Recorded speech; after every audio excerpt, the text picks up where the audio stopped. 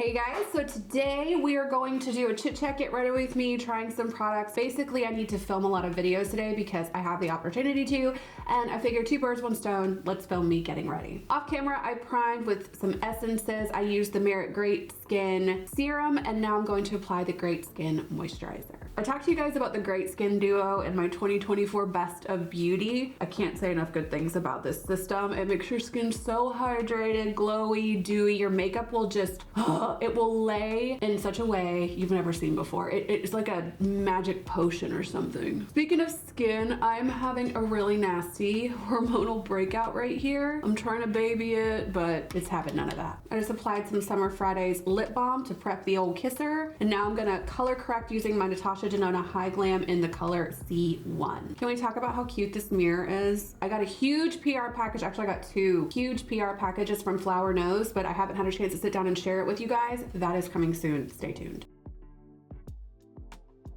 I'm gonna blend that in using the BK Beauty Angie Hot and Flashy A506. I realized after I did my Best of Beauty that somehow I forgot to mention BK Beauty brushes, so let me take an opportunity to do so. If you need new brushes, so for instance, when I bought all my new BK Beauty brushes, I was basically starting my whole makeup collection from scratch, and I didn't really know where to go for brushes. In the past, I had used primarily things like MAC, Morphe, very little Morphe, but some Sigma, some Wayne Goss, things of that nature. And I just didn't really know like what the deal was with brushes. So I took a huge, leap of faith and picked up a few kits from BK Beauty, and I'm here to tell you, just incredible. Can't say enough good things about the brand. Can't say enough good things about Lisa J, the whole company. I think Lisa's just done such a great job with it. Can you see how amazing this color corrector is? And the best thing about it is the finish, the way it lays on your skin is so smooth and hydrated. I used to use a lot of those kind of color correctors that come in pots that were very paste-like, and it was not good times. This is superior. So I've been doing my makeup in kind of a different order than I used to. Back in the day, I do brows, then eyes, then skin. Now I do skin first and eyes pretty much dead last. But I have a look in mind today. I'm thinking I want something kind of like dusty rose or pink, just something not super neutral. I have it in my head. We'll have to see how it translates. For foundation, I'm gonna mix the Patrick Ta, I don't know, the daggum name for this is so long. It's his beautiful, beautiful foundation, but I'm gonna mix it with the Prisme Libre from Givenchy. I talked a lot about the Prisme Libre line in my 2024 favorites. It's just such a beautiful formula. Definitely people with mature skin, outside of extremely oily, and even then I still think you could get away with it. I can't imagine anyone not liking this foundation. I just cannot conceive of such things. I'm going to apply my foundation using the BK Beauty 115. They recently sent me a few more of their brushes, and I'm obsessed. It's so great. Like, I'm gonna start here because that's where my skin's looking the worst. But the way that it presses pigment in such a precise way is incredible. Like, bam. When you are trying to cover your skin up, like if you're having a bad skin day like I am today, it's important that you work in light, sheer layers with a lot of pressing, because if you go in with too much product and you're smearing it and you're wiping it, the wiping motion's just gonna remove what you already applied, which is not what you want. Then you're just gonna apply more product, and typically with breakouts, we can cover up the appearance of the redness. It's the texture that you can't get rid of. So if you already have textured skin from a breakout and then you're just piling and piling and piling creams and concealers and foundations on top of it, your skin overall will look much worse than it rightfully does. So the best thing you can do to kind of trick the eye is keep the skin a lot lighter and fresher than you want to. You want to cover it up, you want to hide it, but just move with a little bit more intention, and you will actually end up looking like your skin is in much better condition when you go lighter on coverage than heavier, if that makes any sense. So if you're having issues of hyperpigmentation that you can still see, and you can still see a tiny bit through my foundation,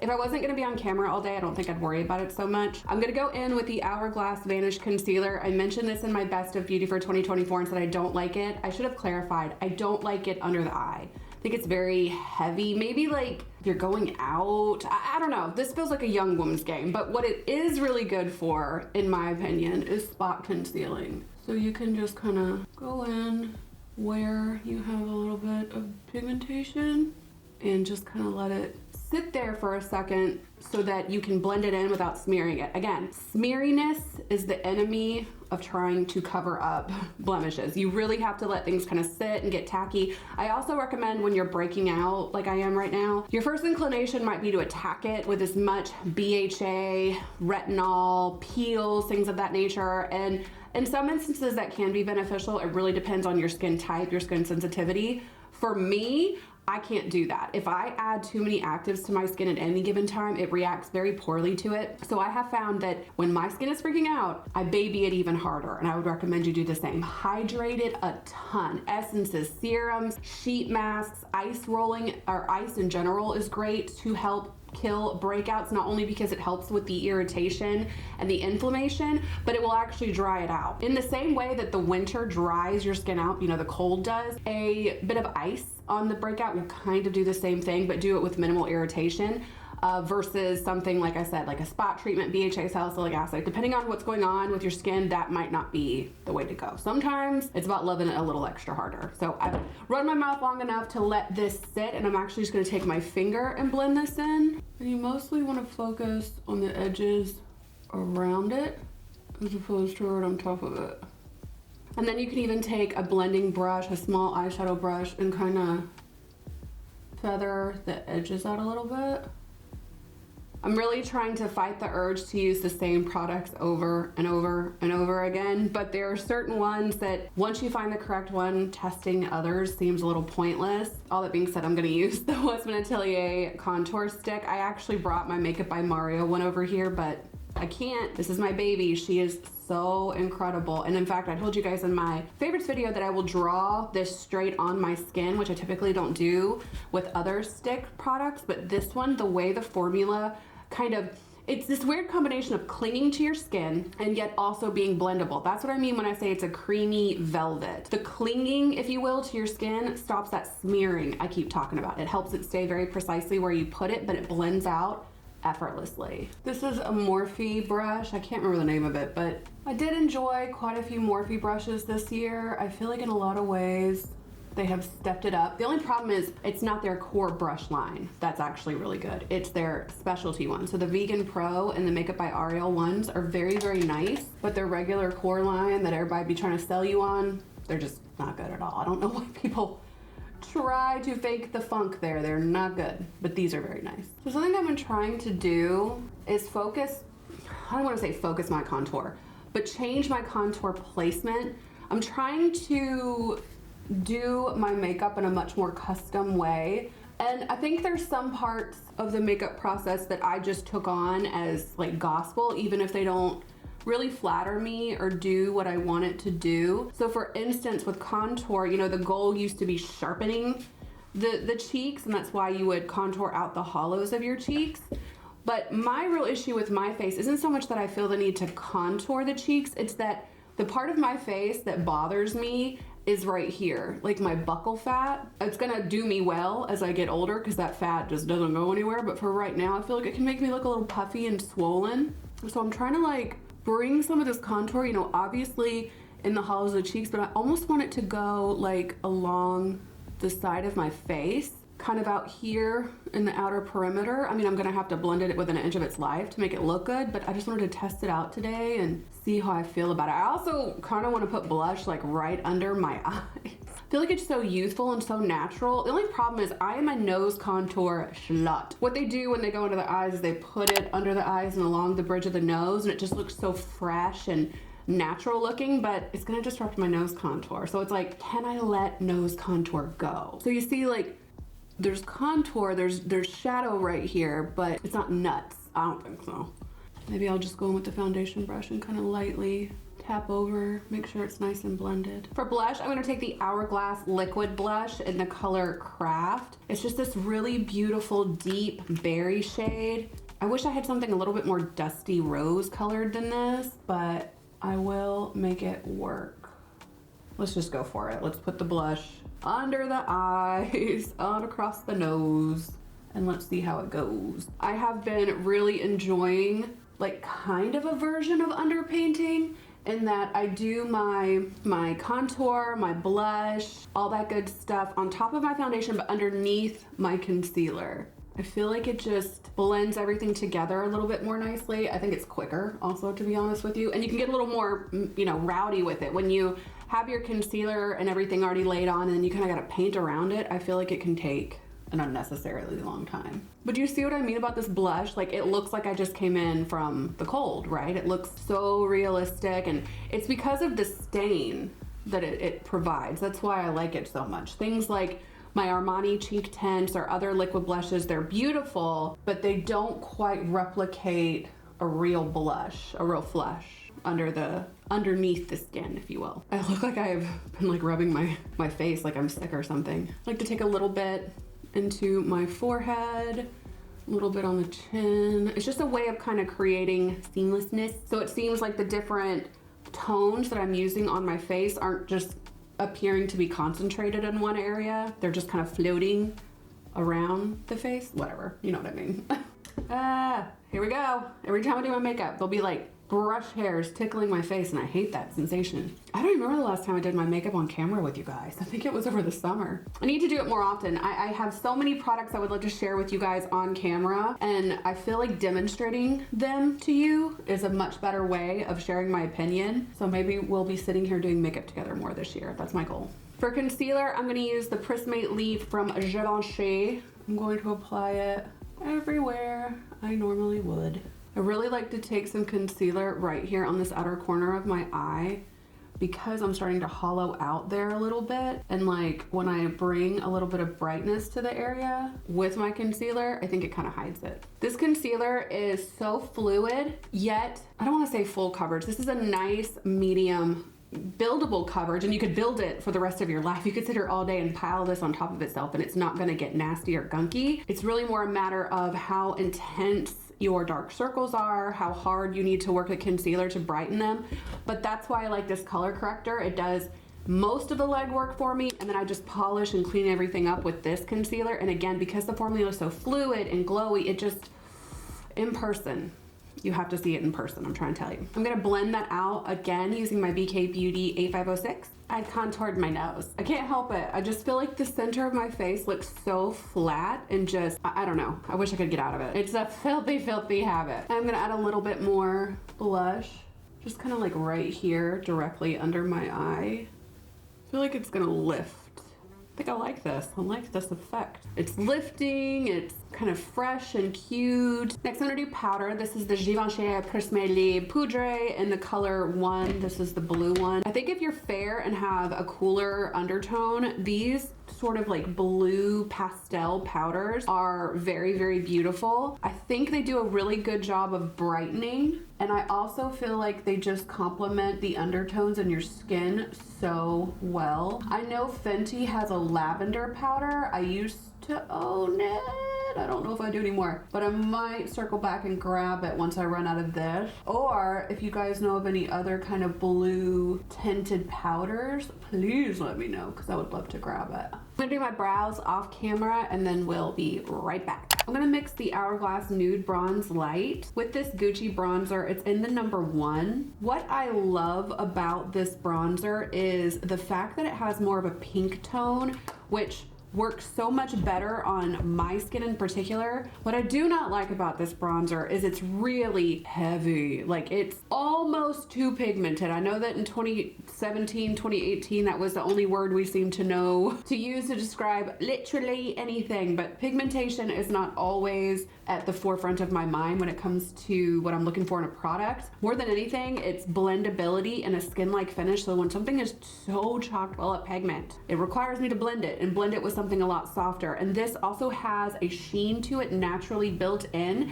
That sheen inside of this bronzer, mixed with a more deeply pigmented dense bronzer, kind of turns it into more of a glowy, blendable veil of color instead of just like smacking you over the face. So I'm gonna load this brush up. This is the BK Beauty Nikki Rose N15. And I'm just gonna start bronzing.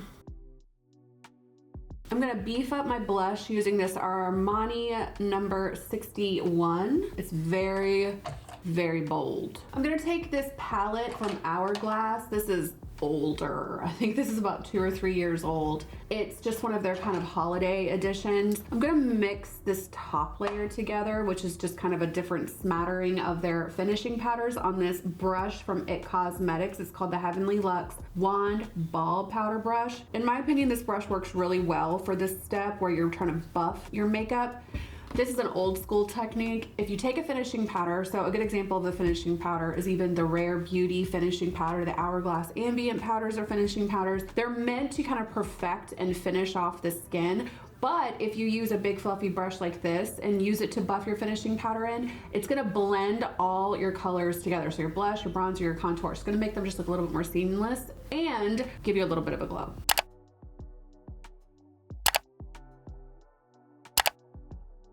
I'm going to take my little beauty, my baby, my best friend, which is the Giorgio Armani eye tint in the color Cashew. I'm going to put a little bit on the back of my hand. This is how I prefer to apply it. I know some people just go right in with her, but I need a little bit more precision. I'm gonna take the BK Beauty and Nikki LaRose N12 brush. This is so great for doing your bottom lash line. And what I like to do is start with my lash line, or my lower lash line rather. I kind of use it to map out the shape of my eye, and then I kind of take this outer corner and go ahead and wing it. Like so. Then I'm going to take this BK Beauty 202 brush, take a little bit more of that Armani eye tint, and just start kind of creating my eye. Mostly what I use this product for is for my crease and for my lower lash line. It just makes doing your eyeshadow so much quicker, because when you're working with a transition color, which is typically the lightest shade that you're working with, especially in the crease area, it can take a while to build that up. And this just makes it so easy and quick. Sometimes I just stop here. If it's a day-to-day running errands, I just want to look a little bit put together, I will simply do the lower lash line connected to the outer corner and sweep it up into the crease and call it a day. And because of the finish of this product, it doesn't look flat or dry on the eye. So if you have mature eyelids, crepey eyelids, textured eyelids, this isn't gonna kind of emphasize that texture. It just kind of glides over it and it almost looks like, I don't wanna say it smooths the area, but it definitely helps it look a lot more youthful and kind of, it's got like a sheen to it. I don't know, it's another one of those products you really have to try it for yourself. And not only do you have to try it for yourself, you need to try it for yourself and then go back to your old way of doing eyeshadow, and you'll never return. This is the superior way. This is number 31, Sous le Sable, I don't know. I'm gonna take this shade right here on a fluffy brush and just kind of boost up the color I already applied. This is less because the look needs a boost and more because it's got kind of a rosy shade to it, and I just kind of want these dusty rose kind of pink tones in my makeup today. I've been doing a lot more neutral, and I don't mean neutral as in nude tones, I mean full-blown cool tone neutral tones on the eyes lately, and today I just want to do something kind of pink. I'm gonna slightly deepen up the crease even more using the same palette, but just the darker shade right here. My monitor's backwards. This always messes with me. This one right here. I know eyeshadow is not that girl anymore. I'm kind of like slightly annoyed by that, but also joyful. I'm annoyed because I do like eyeshadow. I really like the way you can transform a look. I think it's eyes and lips, right? Like a lip color and an eye look really takes it to the next level, can differentiate one look from another, give it a little visual interest. For me, eyeshadow is a mechanism of lifting my eyes up. I'm really just trying to Chris Angel the shit out of it, make it look not tired or droopy. And the fact that the girlies just do not care for eyeshadow these days, you know, kind of a double-edged sword. Because it's not like I want to sit here and do super complicated looks. I would most likely do essentially the same thing over and over again. You can't make me happy sometimes. I'm going to take my Danessa Myricks Groundwork palette. It's this beautiful kind of bloomy pink and just lots of pinks and romantic colors. And I'm just gonna take this shade right here. It's called Bliss. I'm gonna deepen up the outer corner ever so slightly with it. And I'm gonna use this brush. This is vintage as hell from Sigma, you guys. I've had this brush since 2012. Oh my God, it's like 12-year-old brush, still going strong. I use it to kind of create a wing.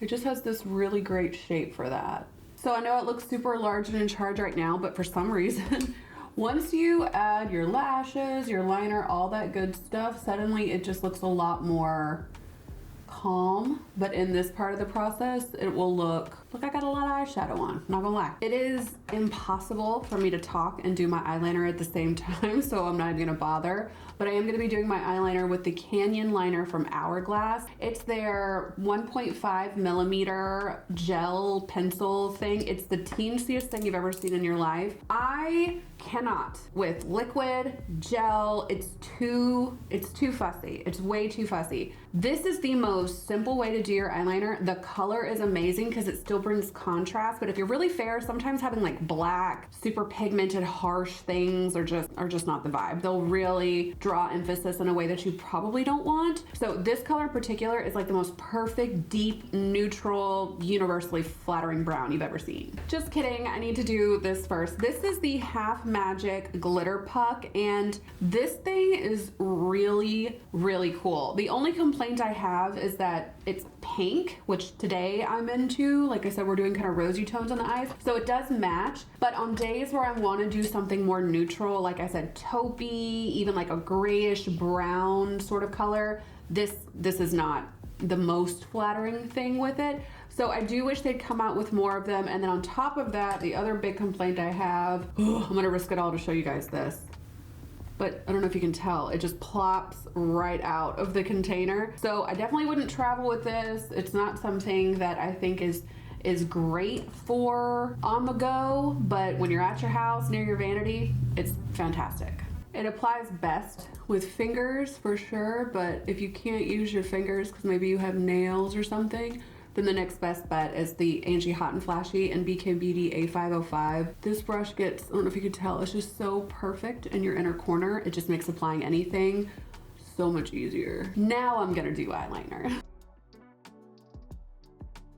I'm gonna do lashes off camera now that I finished my eye look, and then we'll come back, do lips, and wrap this bad boy up. For lips today, we're doing Makeup Forever Wherever Walnut Lip Liner, Makeup by Mario 917 lipstick, and Fenty Riri gloss. I changed my mind. I'm not gonna do Riri because I feel like my lip is reading really peachy. I personally do not like peach tones on myself. So I'm gonna take the Lawless Forget the Filler. This lip gloss is called like lavender or something. This is a great lip gloss. I spoke about this in my favorites video for when you run into instances quite like this where your lip is turning out a little warmer than you want it to, maybe too peach, too brown, something like that. You can just add a little bit of this and it kind of cools it down and gets it closer to where I want it personally. All right guys, that's all I have for you today. I hope you enjoyed this chatty get ready with me, trying some products, doing a very boring look, but the one I've been going for mostly. I hope you guys are having an amazing new year. As of the time of recording this, we are on January 2nd. And I hope 2025 is currently going absolutely amazing for you and that it continues to. Definitely make sure you subscribe, thumbs up, and stick around for more content, and I will catch you in the next one.